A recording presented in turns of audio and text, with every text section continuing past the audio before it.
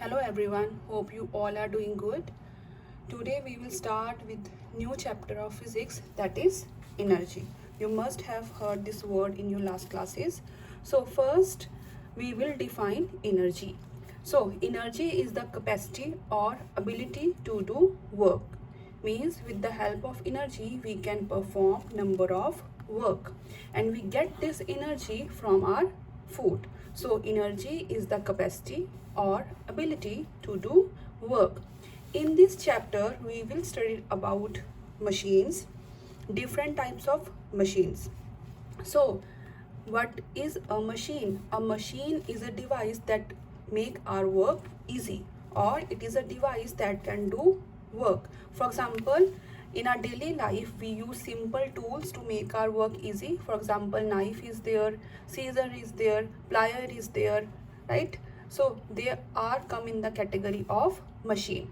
So it is a device that allow a small force to overcome a large one. Means after applying a little effort we can overcome a load, we can lift a load.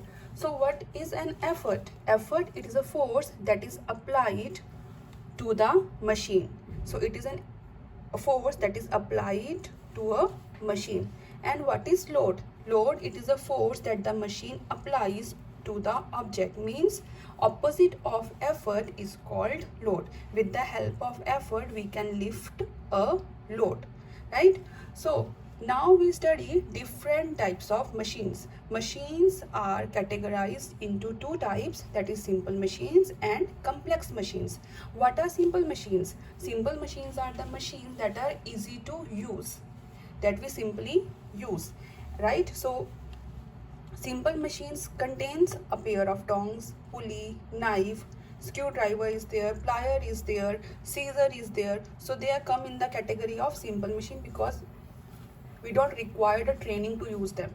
Easily we can use them. So tongs are there, pulley is there, knife is there, screwdriver is there, scissor is there, right? Next is complex machines. Complex machines means we need a training to use them, right? They are not simple machine, they are not easy machines, they are complex machines.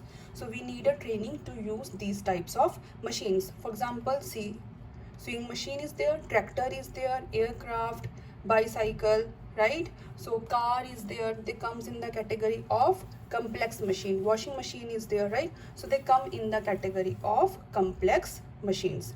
Now we study these machines in detail. So first we will start with simple machines. As I told you, simple machines are the machines that are easy to use. Simple tools that we use in our daily life, they are simple machines. So now we do types of simple machines. So first type of simple machine is lever, right? So what is a lever? For example, seesaw. You must have seen a seesaw, right? You have used in the childhood. So they comes in the category of lever. So what is a lever? Lever is a rigid rod. Lever is a rigid rod which is free to move around a fixed point, that is called fulcrum. They are free to move. This part and this part, it is free to move. So around this point, that is called fulcrum. The object required to lift is called load, and the force applied to lift the load is called effort. For example, suppose this is seesaw. One person is sitting here. To balance this person weight, another person sits here, right?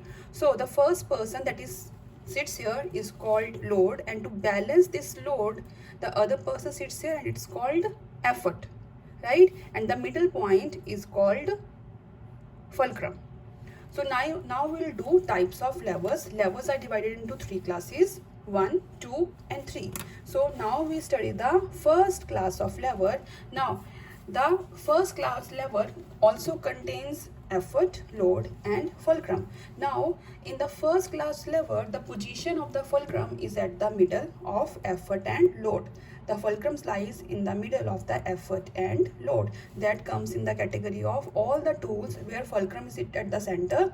Those tools comes in the category of first class lever. For example, crowbar is there, plier is there, scissor is there, right? So for example, I'll describe you the scissor. Now here you can see there this central part is called fulcrum because effort and load is joined here. This part is called fulcrum. Now this part is used to cut the things, so that means here we are applying the load, right? So this is called effort. Why? Because we are using here our force to cut this load. So this part is called effort and this part is called load. Same in the case of pliers, right? This central part is called fulcrum. This part is used to close or open the nuts, right? So this part is called load and this part is called effort. Same in the case of crowbar.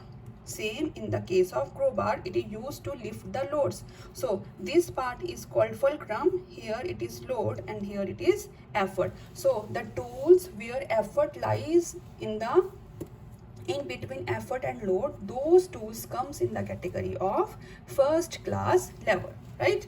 So now we'll start with second class of levers.